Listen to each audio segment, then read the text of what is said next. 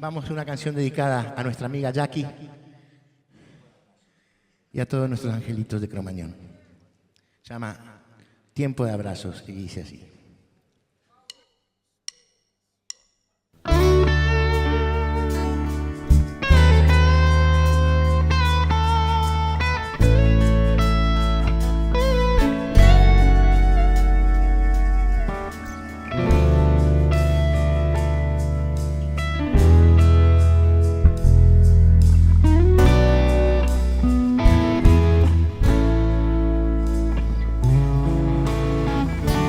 Si la luna se despierta y su luz brilla sobre mí,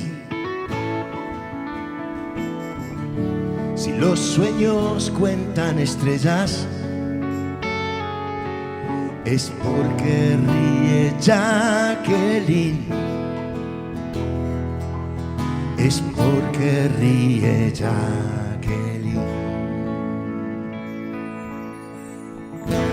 Llévame hacia tu vuelo azul, donde la risa es más franca y no existe la mentira, y se ven los ojos del alma, y se ven los ojos del alma. El tiempo de las palabras terminó, ahora es tiempo de abrazos, ir curando las heridas, navegando ríos mansos, ir curando las heridas, navegando ríos mansos.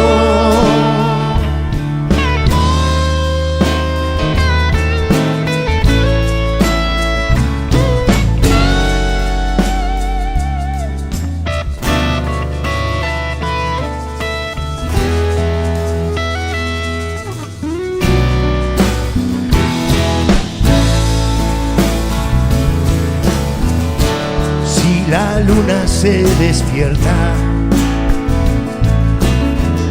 y su luz brilla sobre mí. Si los sueños cuentan estrellas,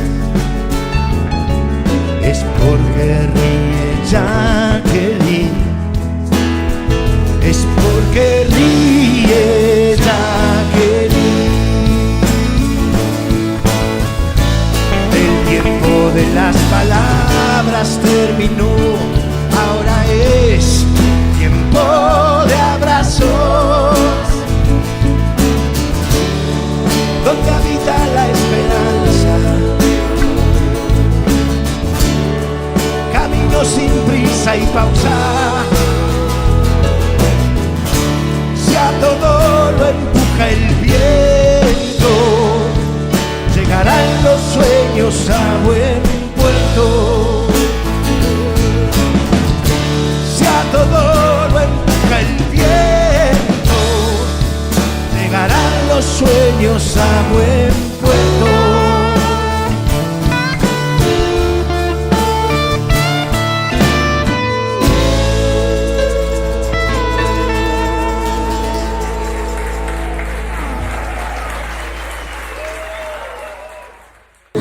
Ahora es tiempo de abrazos, ir curando las heridas, navegando ríos mansos, ir curando las heridas, navegando ríos mansos.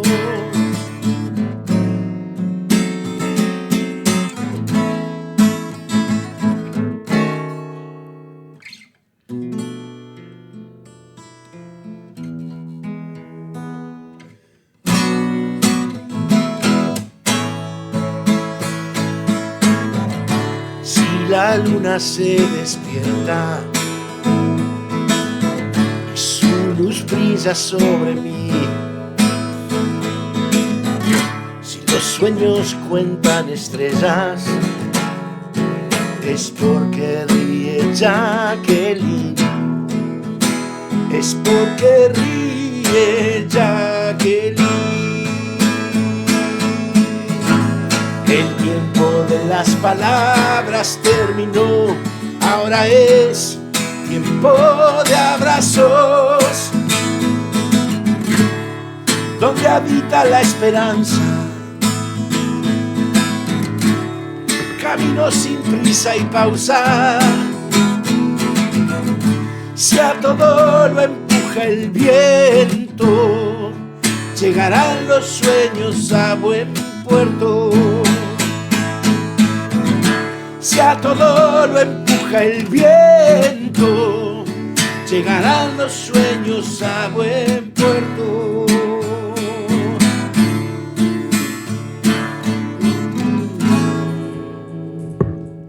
Preguntate de 1500 cosas, pero antes de todo esto, yo tengo que decirle algo a la gente. El invitado de hoy es Nico Fabio. Y hay cosas particulares, ¿no? A Nico parece que lo conozco de toda la vida y no lo conozco. Me pasa lo mismo. Y son estas cosas. Es la energía que traemos, ¿no? Son las energías que traemos y algunas cosas que se nos manchan en la vida. Una noche agitada.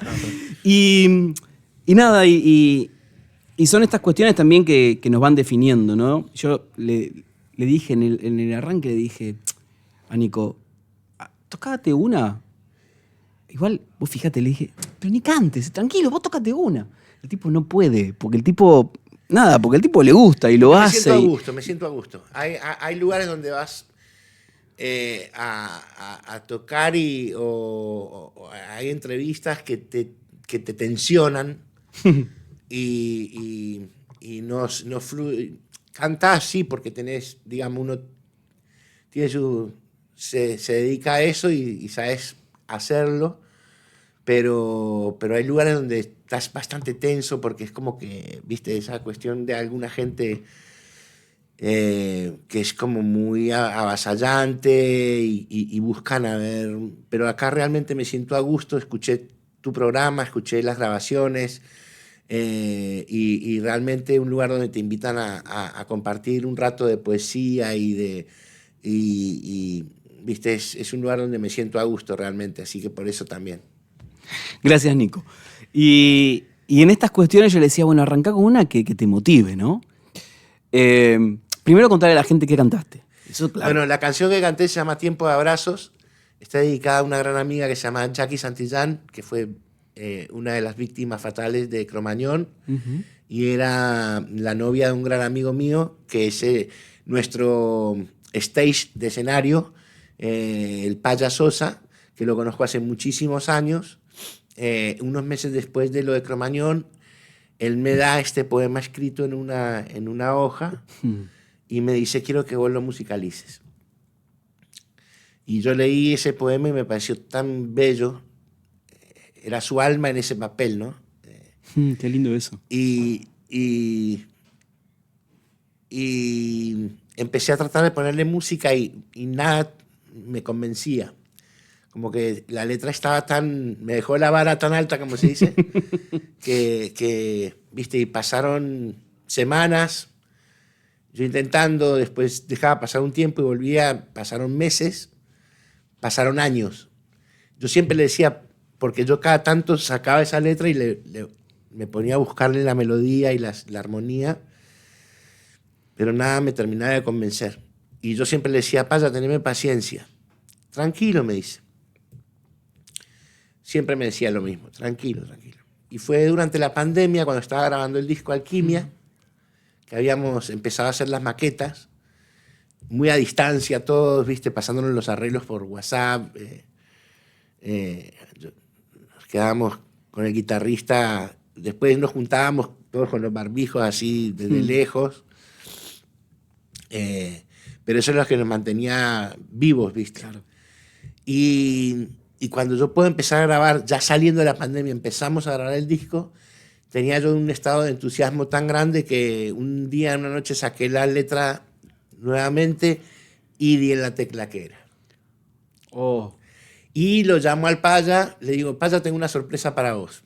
Y le grabo la canción por WhatsApp.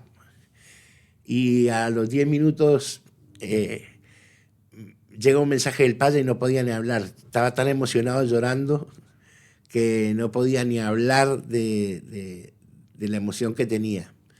Y bueno, finalmente la montamos con la banda. Ahí puedes ver el video. Ujú. La tocamos siempre. Y es una canción que amo profundamente. Todas las canciones que hago realmente las amo profundamente. No las cambiaría por nada. O sea, si vos me dijeras, te doy la mejor canción del mundo, te doy un tema de los Beatles, te lo cambio por uno de los tuyos, no lo cambio, porque son sería como cambiar a un hijo, ¿viste? Y realmente tengo un amor por estas canciones que es infinito. Qué lindo. Sí. Eh, y cuando yo te Un dije, poquito más de agua. Aldo, eso, gracias. ¿Sabes cuando yo te dije esto de, bueno, una que te motive, ¿no? Como para arrancar hablando por ahí. Y me quedé pensando también en la letra. Y en este contexto en el que estamos y en este momento de tu vida, ¿a dónde tienen que llegar los sueños? Porque en algún lado la letra dice que tienen que llegar a puerto los sueños, ¿no? Llegarán los sueños a buen... Si a todo lo empuja el viento, llegarán los sueños a buen puerto. ¿Y los tuyos? ¿Y los los míos, nuestros? Yo creo que los sueños se cumplen no corriendo tras de ellos, sino yendo de la mano con ellos. ¿Viste? Todo llega a su tiempo. Yo soy muy amigo de Eduardo Fresa, del reloj. Yo nunca lo vi afanarse por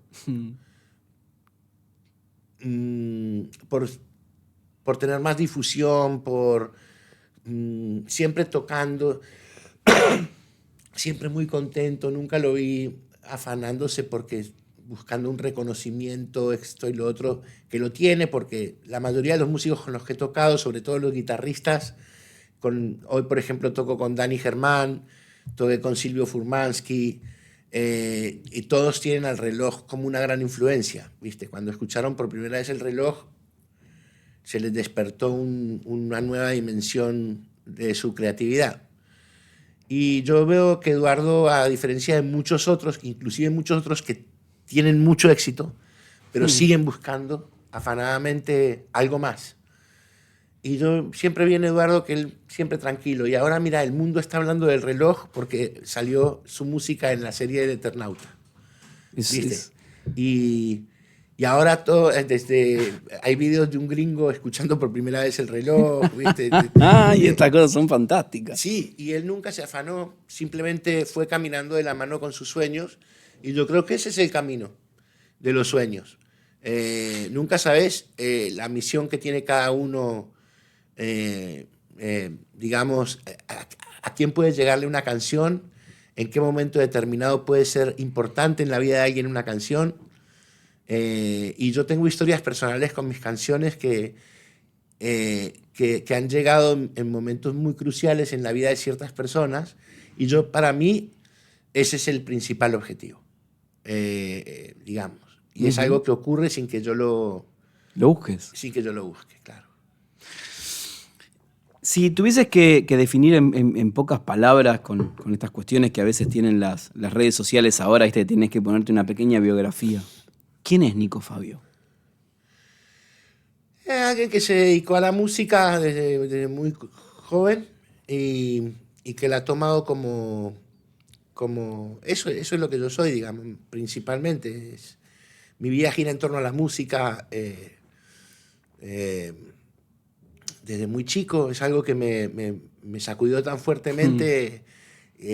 Tocar con la primera banda que toqué, por ejemplo, en Colombia. Me acuerdo patente del primer ensayo, la primera vez que sonó, yo tocaba el bajo, y la primera vez que pude tocar el bajo con un baterista, con una guitarra eléctrica, Claro, con toda la banda y decir, sentí como que despegaba de la superficie del planeta y es lo mismo que siento hasta hoy. Claro. Entonces, si a mí me vas a elegir ir en un crucero a las Bahamas o tener un buen escenario con un buen sonido y poder tocar con toda la banda, me quedo con el escenario. El crucero sí, siempre y cuando haya escenario y banda. y banda. También toco solo, lo disfruto Sí, claro. mucho conectarme con el público. Pero tocar con la banda, para mí, bueno, toco con una banda de músicos que hace muchos años estamos juntos, más de 20 años. Con la mayoría de los integrantes de la banda que vamos a tocar ahora el 17 de octubre en el CAF, en el Club Atlético Fernández Fierro, acá cerca en el Abasto. Ahí estaremos. En Sánchez de Bustamante al 772. Bueno, con la mayoría de los músicos que vamos a tocar ahí, nos conocemos hace más de 15, 20 años. Y venimos tocando, hicimos un par de conciertos grandes que los pudimos grabar, uno en el Centro Cultural Kirchner, que fue un sueño hecho realidad, pero todo lo que vos ves sobre ese escenario es algo que venimos amasando hace muchos años, ¿viste? Tocando allá, tocando acá, tocando, por ejemplo, yo como invitado de Miguel Ángel Talarita en la trompeta, que tiene la Con Todo Band, siempre me ha invitado y hemos montado parte del repertorio que tenemos hoy y parte de su banda es parte de mi banda. Claro. O sea, entonces, lo mismo con Dani, el guitarrista Daniel Germán, venimos hace muchos años tocando juntos. Y así te podría nombrar a cada uno de los integrantes, ¿viste? Hace muchos años, bueno, con Diego, el bajista, grabamos nuestro primer disco en el año 94, con la producción de Jorge Álvarez, el productor del sello Mandioca, el creador del sello Mandioca, claro, que creo que fue la persona que más impulso le dio al rock nacional. A diferencia de en toda Latinoamérica, que no hubo un Jorge Álvarez. Sí hubo bandas que nacieron en los 60, de Colombia para acá, de México también, pero no hubo un Jorge Álvarez que potenciara eso para que se diera el movimiento tan grande de rock como se dio en Argentina. Bueno, Jorge Álvarez fue el productor de mi primer disco, una banda que se llamaba Etiopía. Con Diego grabamos ese disco y con Diego desde aquellos años tocamos juntos. Ha ido a tocar a España, ha tenido sus propios proyectos.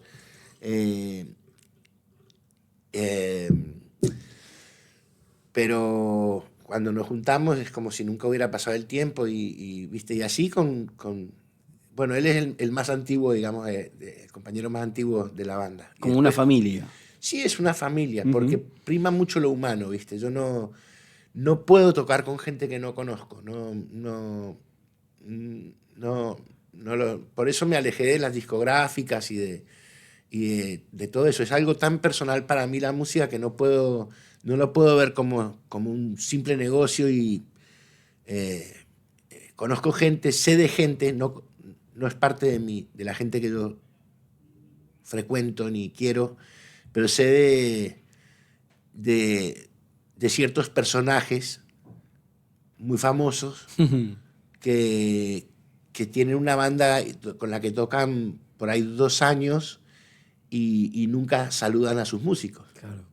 ¿Viste? Me parece espantoso totalmente.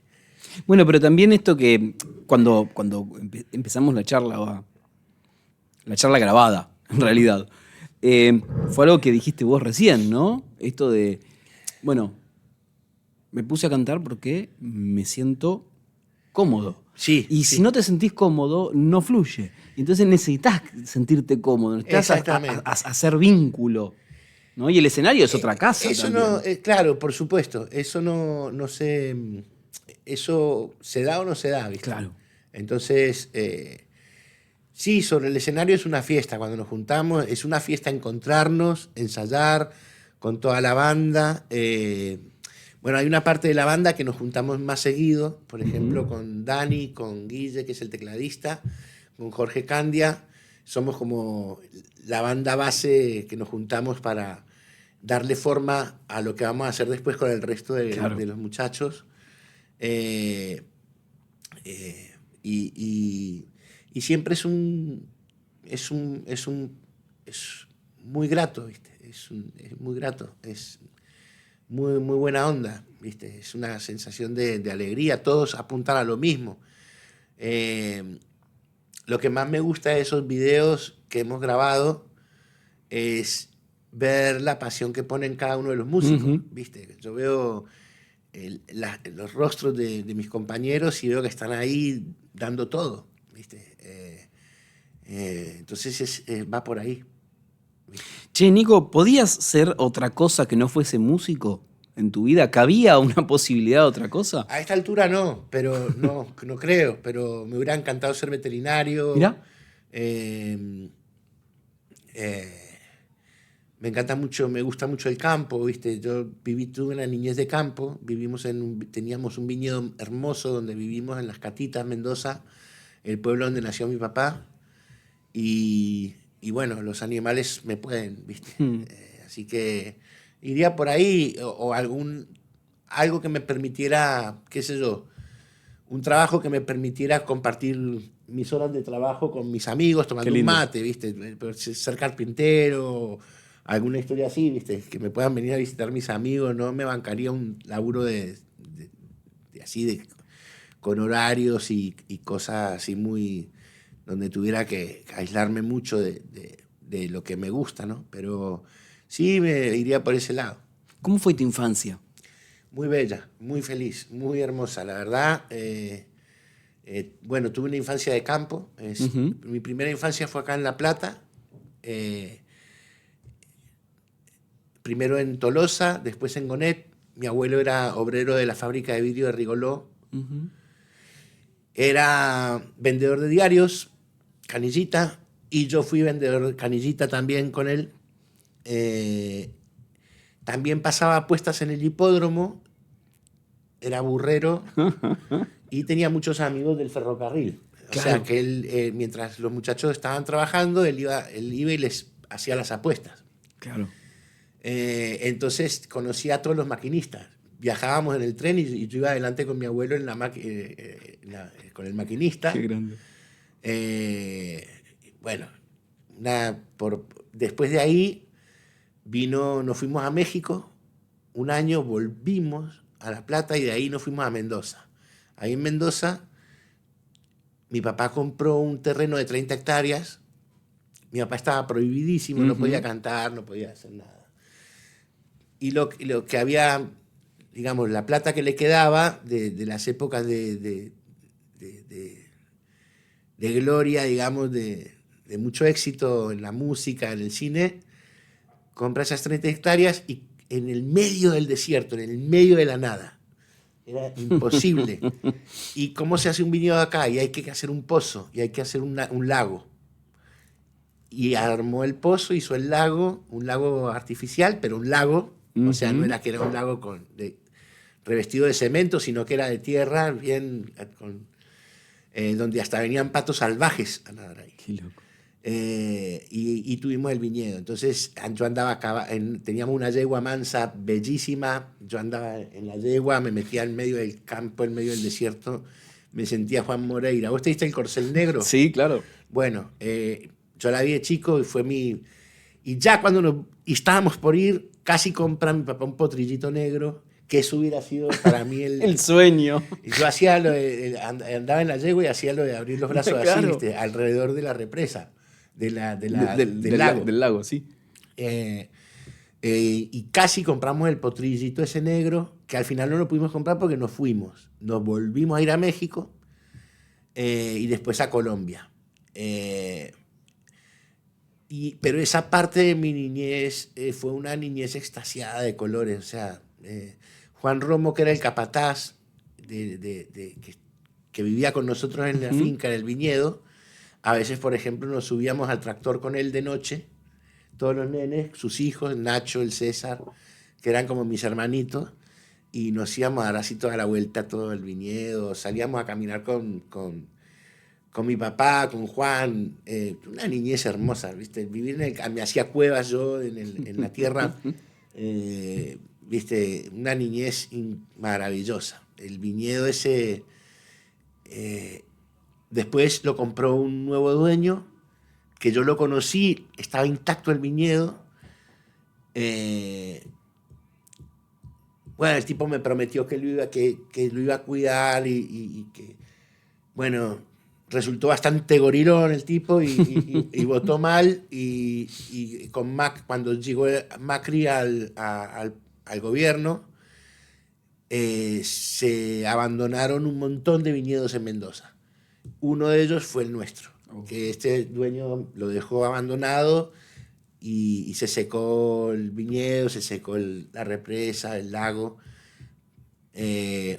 Así que una pena, porque yo, si algo hubiera querido era volver ahí de algún modo, ¿viste?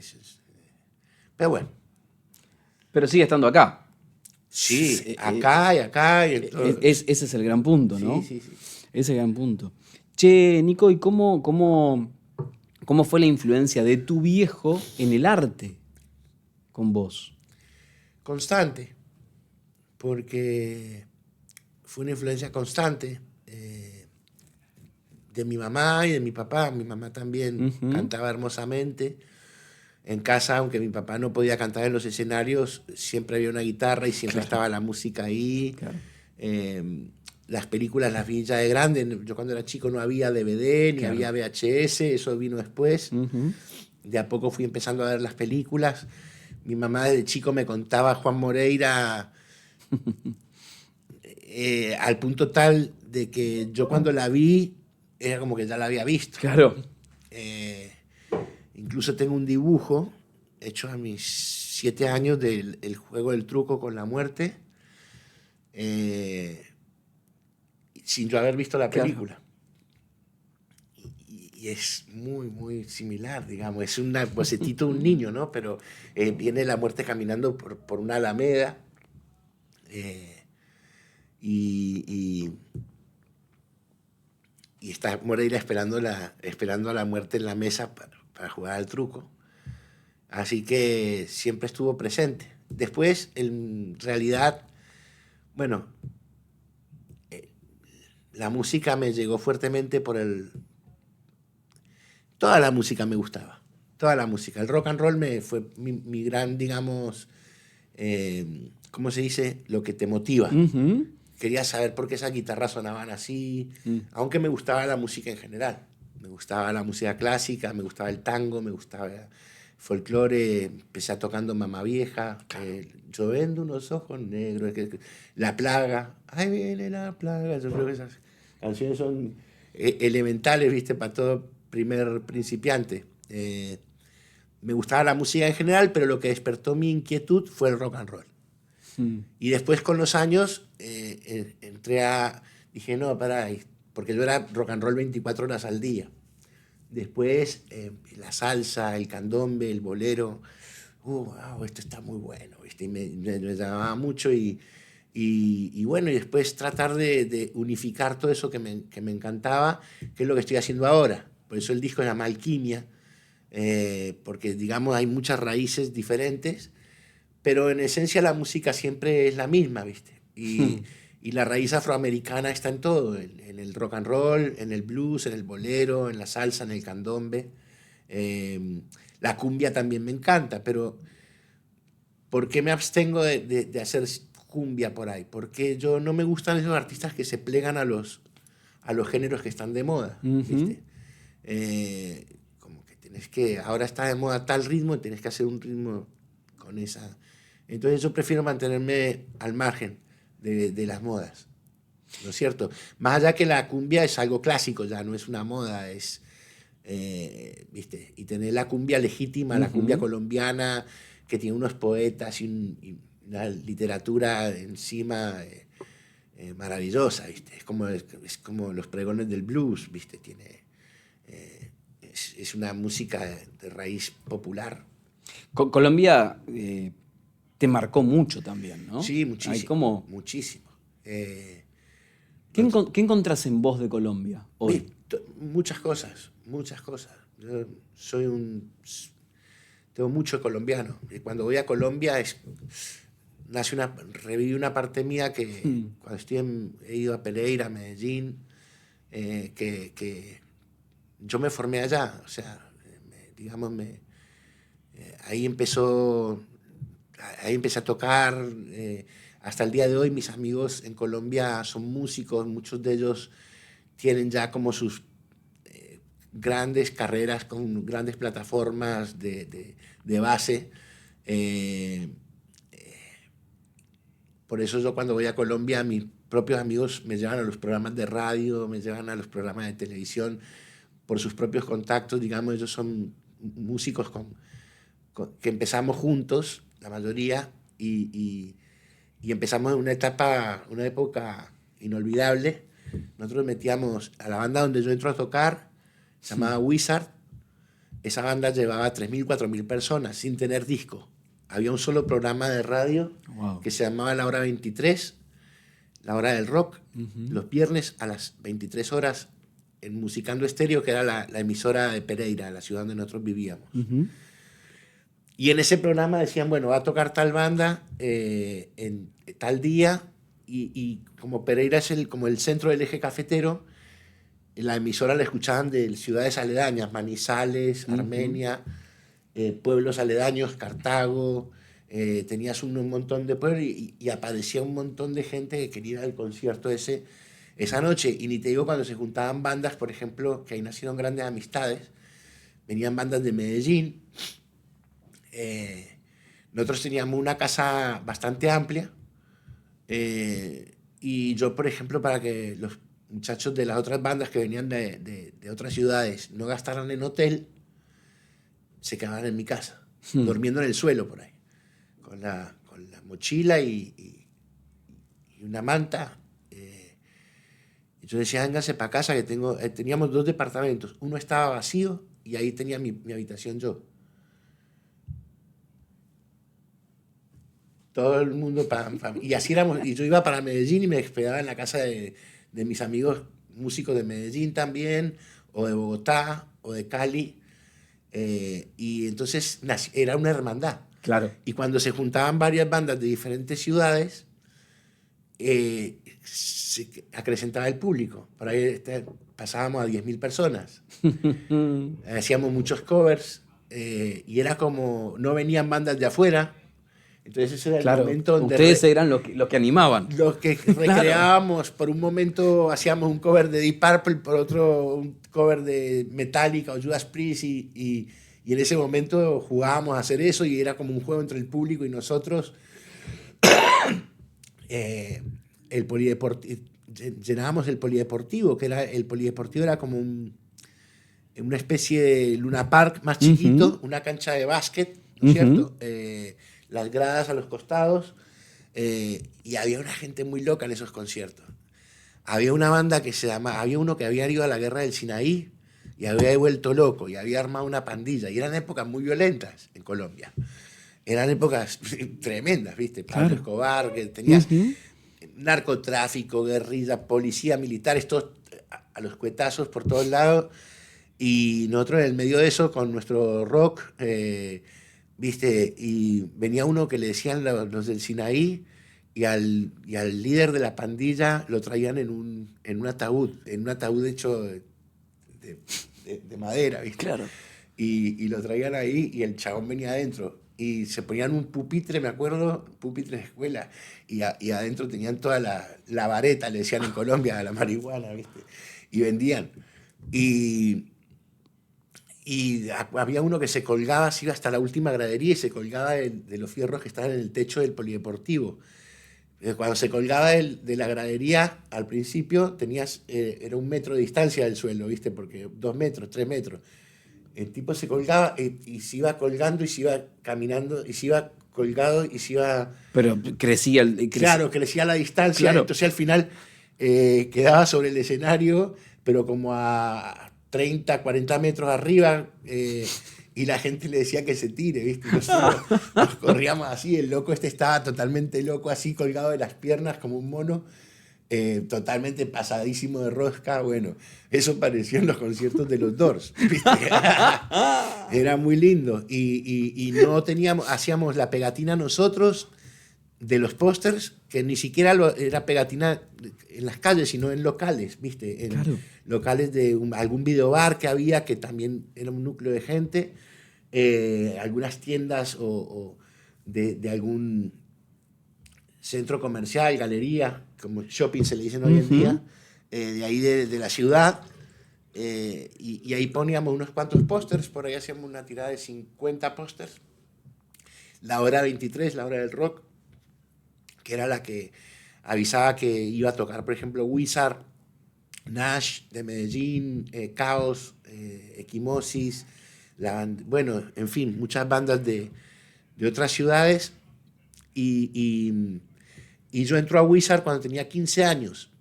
Yo empecé a tomar clases con el guitarrista que se llamaba Diego Acevedo, que era un virtuoso de la guitarra, tipo que podía tocar desde estilo de Santana a Ingrid Malmsteen, pasando por Van Halen y todos los mejores guitarristas del mundo en ese momento, los más reconocidos del rock, con una naturalidad absoluta.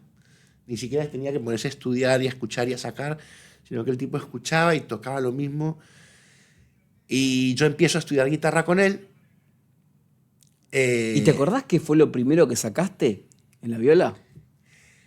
Sí, algunos temas de Black Sabbath y de Papo, porque Mirá. yo me había llevado, cuando veníamos a la Argentina, yo me iba a las disquerías y buscaba todo lo que fuera posible, todo lo que hubiera a la mano ahí de rock nacional. Y escúchame, pará, si yo te pregunto, no de para rock que, argentino. no y para lo que usaba cantes, para Colombia. no para que cantes porque vamos a cuidar esa voz, pero escuchame una cosa, si tocas algo de Papo de aquel momento, ¿te acordás? Y yo quiero decir dos características de A Nico. ver si me acuerdo. Mientras se acomoda, quiero decir dos características. Y que lo estás viendo vos del otro lado.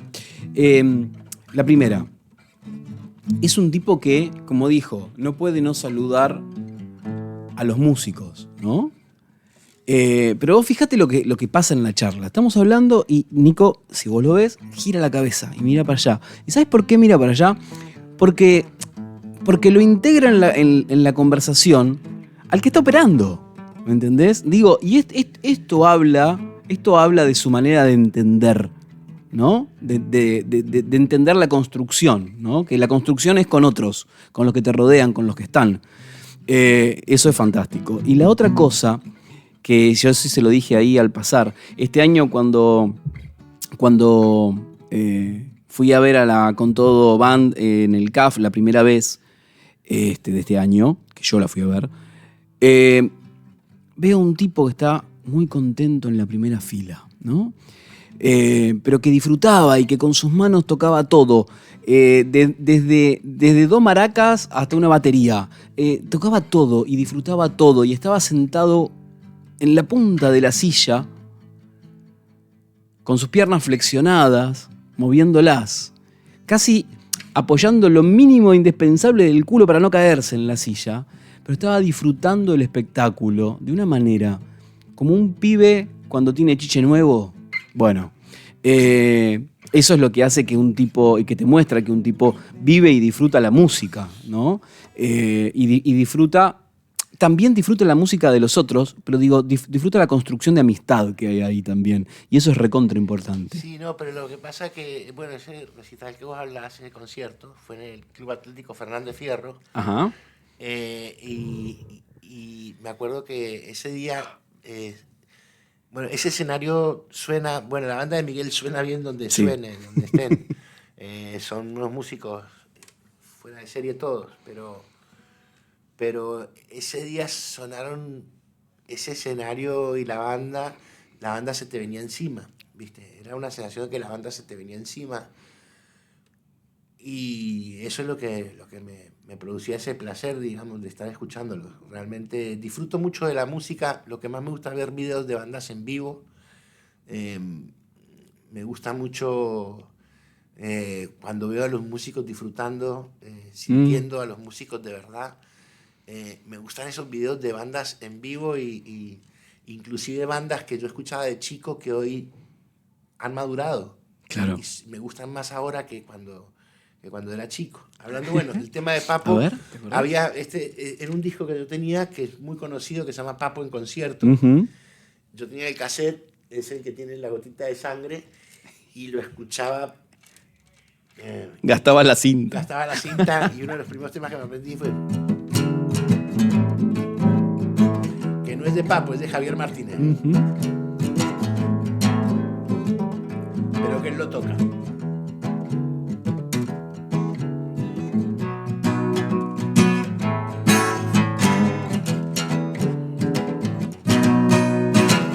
Todo el día me pregunto para qué vivo así. Todo el día me pregunto para qué vivo así. Muchas noches sin parar, casi siempre sin dormir. ¿Cómo puedo estar tan solo? No hay quien piense en mí. ¿Cómo puedo estar tan solo? No hay quien piense en mí. Mis amigos, ¿dónde están? Que no vienen hacia mí.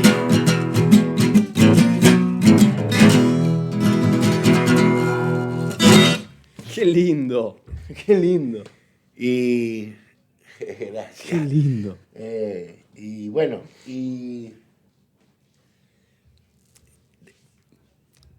yo venía a la Argentina y compraba lo que no encontraba en Colombia. Claro, y te lo llevaba. Porque para encargar discos de afuera tenía un amigo que la mamá viajaba a Estados Unidos, tenía un local en San Andresito, que era como decir La Salada, Claro. donde en Colombia vos viajabas a Miami, es 1 hora de Colombia. Entonces mucha gente viajaba a Miami para traer productos y venderlos. Tenía un amigo que la mamá trabajaba, tenía un local en San Andresito, él después se abre un local también, que va haciendo de a poco, entonces cada amigo le encargaba, por ejemplo, 3 discos. Él les ganaba la diferencia y nos llegaban los discos que en esa época también un disco tenía el valor que realmente tiene, una pieza donde está llena de música y de inspiración y de creatividad, y los discos que no se editaban en Colombia, por ahí de Led Zeppelin, de Black Sabbath,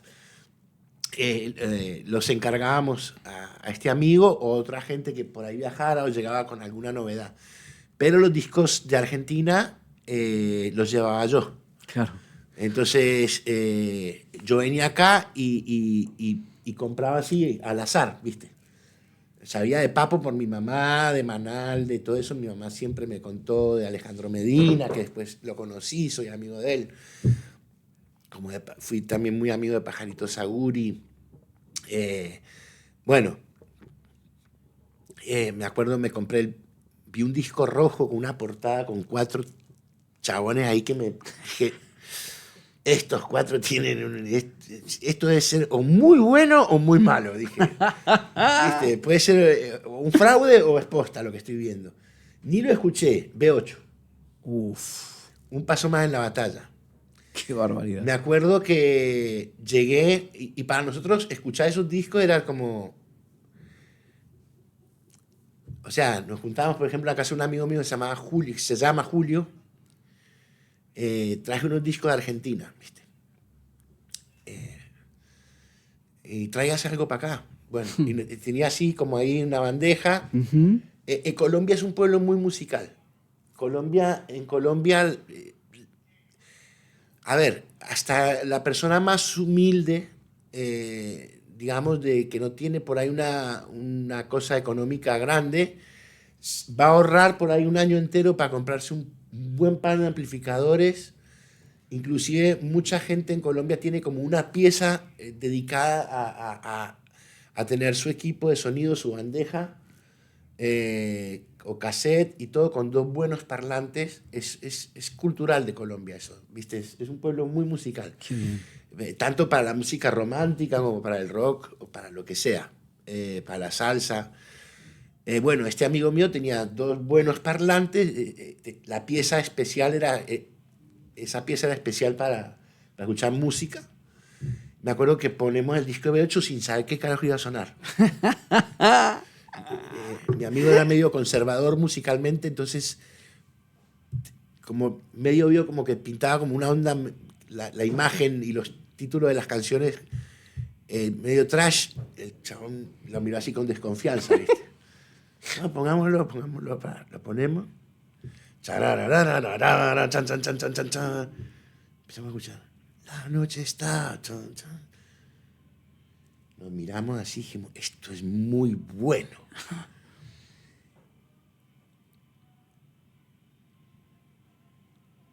Y yo dije, sí, estos manes en Argentina llenan estadios. Mentira. Pero fue lo que a mí se me ocurrió. Claro. Dije, sí, estos tipos tienen... Cuando yo llego a la Argentina,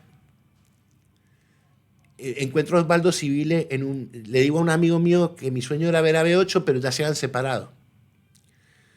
Dice, ahora está Hermética, Orcas. Me dice, ¿sos fan de B8? Sí, le digo. Estábamos en un bar que se llamaba Apocalipsis en Flores. Un videobar de rock. Me dice, ahí está Civile, vení que te lo presento, me dice mi amigo. Digo, ¿qué? Y vamos a la mesa.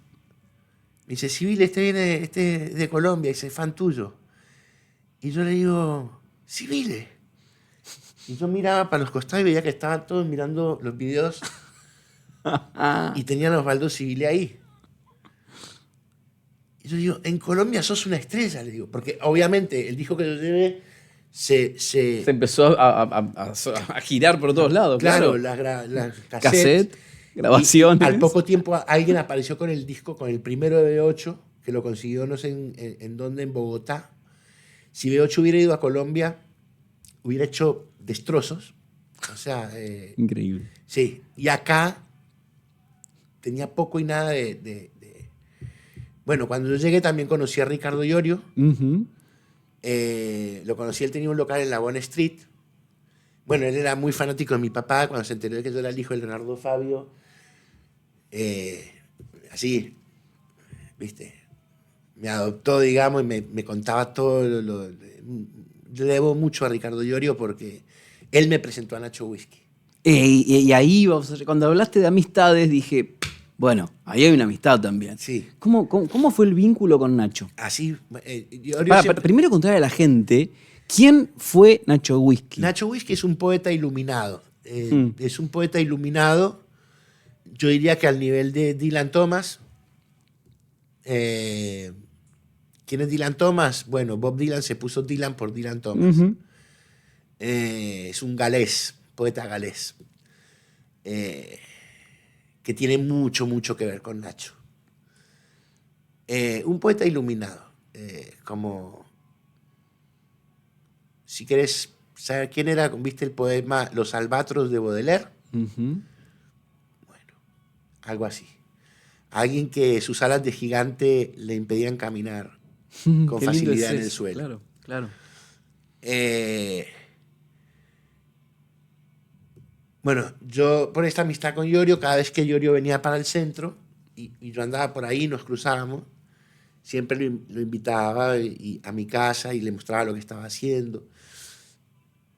En una época donde yo estuve a punto, me querían los representantes de Enrique Iglesias, se habían enterado por Jorge Álvarez que el hijo de Leonardo Fabio también hacía música y andaban buscando hijos porque había sido tanto el éxito de Enrique Iglesias que por ahí hacían otro éxito grande. Entonces yo tuve una reunión con esta gente, con Jorge Álvarez, pero yo no me sentía cómodo. Yo no decía, no es esto lo que yo quiero, ¿viste? No es esto lo que yo quiero. Quiero hacer música, me encantaría tener mucha popularidad, pero no así, no de esta manera.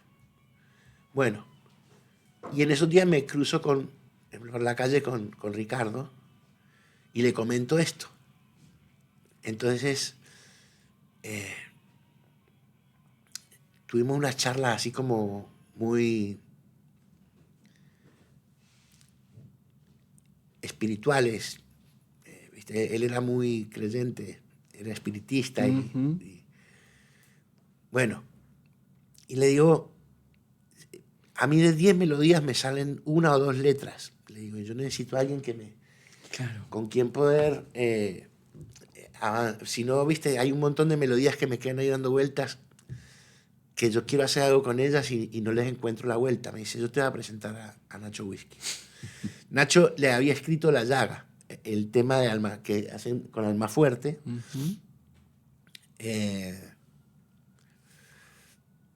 Y creo que Iorio le había hablado a Nacho de mí. El hecho es que esa tarde me acuerdo que paseamos por un montón de bares, tomamos ginebra y cerveza por un montón de lugares.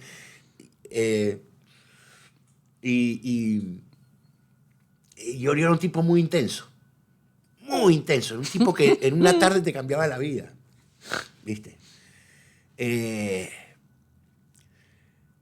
Y llegamos a un bar, ahí enfrente, al lado de Sadaik, y estaba Nacho sentado sobre la barra. Dice, Nacho. Y el flechazo fue inmediato. Yo ni sabía lo que escribía Nacho, porque todavía no había escuchado el tema de La Llaga ni siquiera. Pero yo ya sabía que ese hombre era el que yo estaba buscando. Al otro día nos encontramos, a los un par de días, y precisamente me di cuenta en los primeros minutos de la charla y con la guitarra en la mano que con Nacho yo iba a llegar a hacer esa música, esas canciones que yo soñaba, que yo tenía en mis sueños dando vueltas, y que era con él. Realmente tenía una personalidad, un carisma muy especial. Era un tipo entre Bob Dylan y Keith Richards, digamos. Inclusive su aspecto físico. Sí.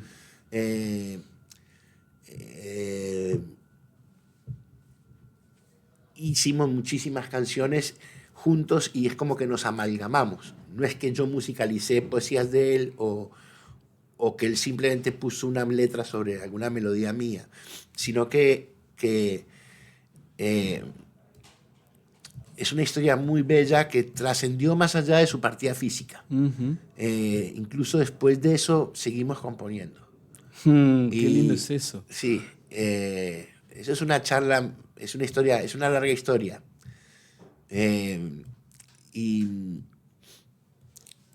Pero bueno, y las canciones que hicimos juntos las sigo haciendo, las voy a hacer hasta que me vaya de este mundo. Y cuando conocí a Nacho, tuvo una transformación muy grande.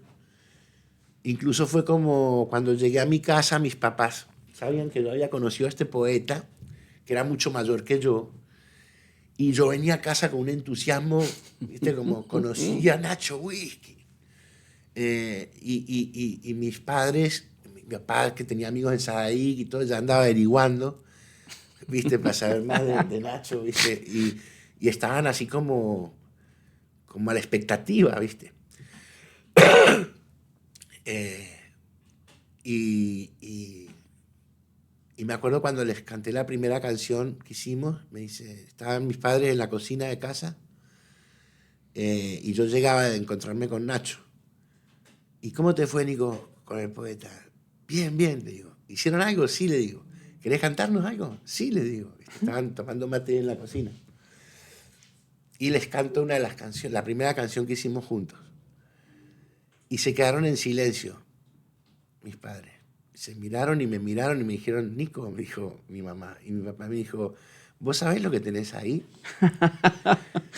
y sí, obviamente, porque ahí es como que yo sentí como que yo crecí, o sea, maduré. Primero era un adolescente haciendo música y a partir de Nacho hice una música que puedo cantar hasta cuando tenga 60 o 70 años, ¿viste?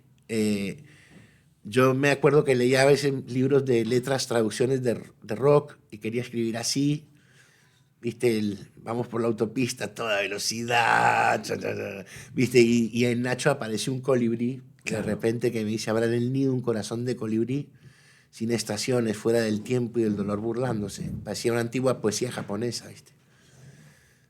Un haiku. Y eso a mí Bueno, y Nacho a ver, yo era fan de Nacho, ¿viste? Para mí Nacho... y es que realmente era así, era alguien con quien teníamos, hasta telepatía teníamos, ¿viste? Yo podía escuchar sus pensamientos. Lo amo con todo mi corazón. Lo sigo amando y lo quiero, y es eso, un poeta iluminado. Para mucha gente que a lo mejor no tiene idea, yo los invito a que naveguen y busquen cosas de Nacho Whisky. Pero voy a contar como algunas pequeñas características, ¿no? Nacho Whisky, un hermoso personaje que realmente es un personaje que trasciende hasta el propio ámbito en el que él se movió. Fue un tipo que decidió ser un poeta del under cuando en realidad tenía condiciones para cualquier cosa, pero en el under fue como el padrino de un montón de poetas, de un montonazo de poetas, y la realidad es que también fue un tipo muy generoso, porque también se ofreció y compartió con un montón de gente que ayudó a crecer, que es un poco lo que plantea Nico en este momento, ¿no? Pero en muchos lugares, en muchos espacios muy conocidos, de la poesía, por ejemplo, de Buenos Aires, uno entraba y le hablaban de Nacho. Sí. Y al tiempo uno entraba y encontraba, y eso mucho más después de su muerte, uno encontraba murales donde estaba Nacho. Y Nacho pasó a ser, hasta para aquellos que no lo conocieron, la referencia de ese tipo que dominó la escena porteña y de Buenos Aires durante tanto tiempo, ¿no? Y digo, hay una especie de construcción para muchos jóvenes. No hay peña bohemia donde si nombras a Nacho la gente no aplaude y se emociona. Exactamente. Y entonces digo, esta cuestión, ¿no? Estos símbolos y estos personajes que nos identifican, y que por suerte nos identifican desde la calidad aparte, ¿no? Más allá que porque también a veces Sí, no, son íconos, pero este es un ícono con exquisitez. calidad. Sí, total. Mi papá decía que tenía la ternura de un discepolín. De hecho, grabó un tema mío y de Nacho que se llama Si se atreve y está en el disco Fabio Eterno, que salió hace poco, que es un compilado de 7 canciones que estaban inéditas. Y tenía más en vista para grabar. Yo después cuando, viendo algunas cosas de él, encontré algunas letras escritas así en papel, en computadora, ¿viste? Con letra grande, de algunas otras canciones de Nacho y de Nacho y mías, que mi papá ya les había echado el ojo porque quería grabarlas. Eso quedó sin poderse hacer, pero sí grabó el tema que es una hermosa canción, Si se atreve. Y no, es que Nacho era un cóndor de alto vuelo. Claramente. Sí. Claramente. Qué hermosa Era compañía. Un cóndor, un ave de alto vuelo. Qué hermosa compañía para aprender a volar también, ¿no? Sí, absolutamente. Yo lo adoraba, Nacho. Tenemos mil historias.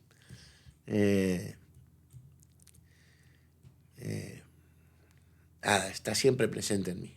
Siempre presente.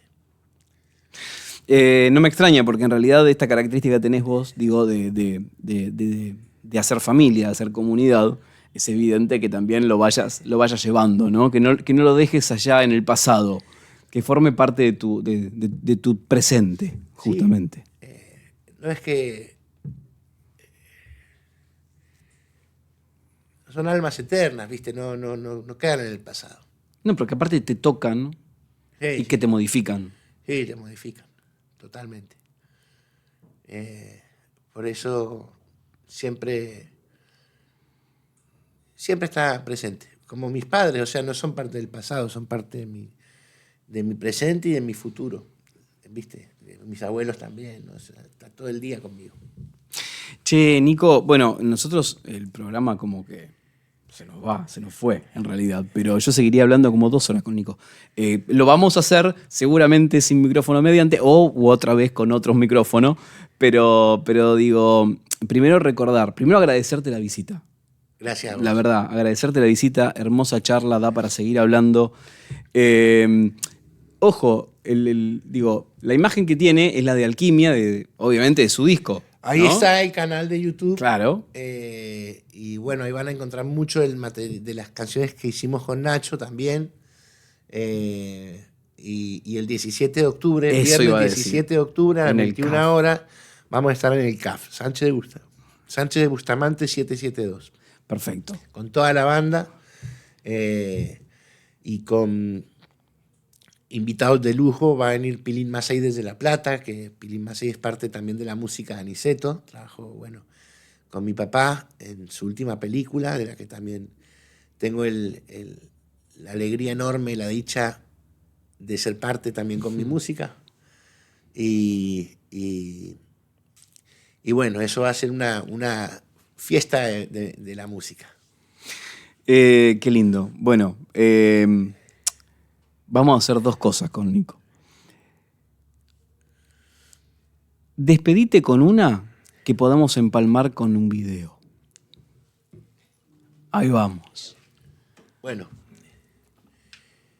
esta, ya que veníamos hablando de Nacho, si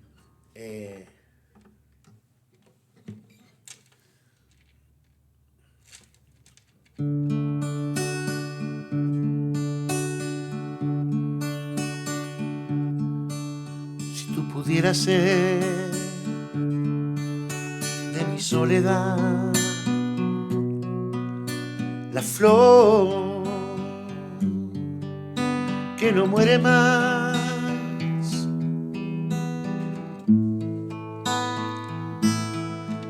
si tú pudieras ver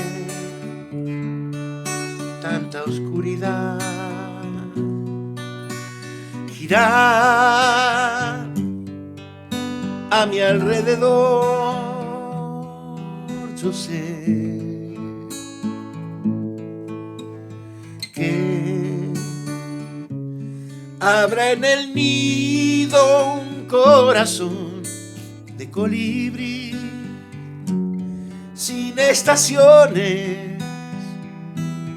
fuera del tiempo y del dolor, burlándose.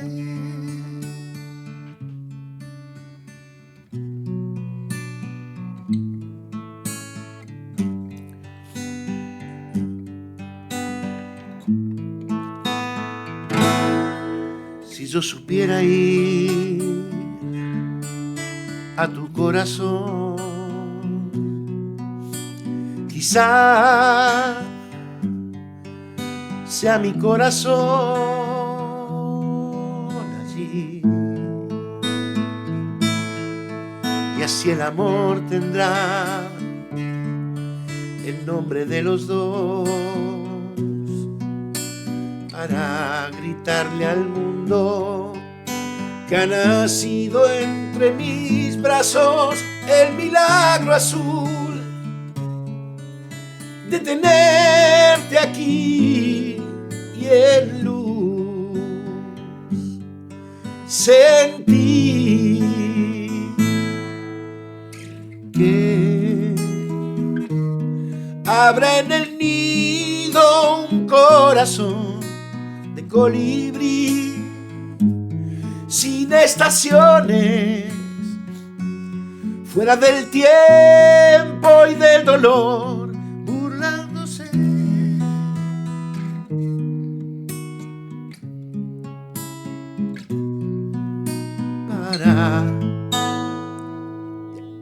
Y ahí engancha, después te mando el video, Hermoso. que está ese fragmento para que enganche el final. Dale. Gracias. Para gritarle al mundo que ha nacido entre mis brazos el milagro azul de tenerte aquí. Que habrá en el nido un corazón de colibrí sin estaciones, fuera del tiempo y del dolor,